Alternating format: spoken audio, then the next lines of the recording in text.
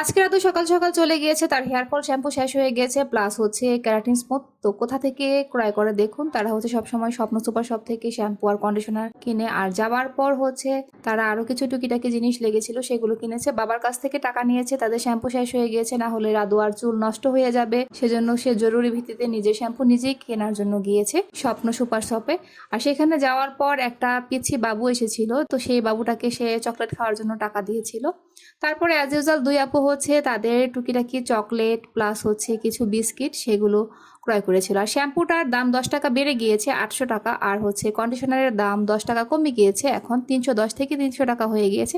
So বন্ধুরা, আপনারা যারা কিনতে চান অবশ্যই হচ্ছে এই দামের মধ্যে পেয়ে যাবেন শ্যাম্পু। আর মাঝে মাঝে কিন্তু স্বপ্নতে শ্যাম্পুতে ডিসকাউন্ট দিয়ে থাকে 150 টাকার মতো। আল্লাহ হাফেজ। স্ট্রবেরি। স্ট্রবেরি ওকে। স্ট্রবেরি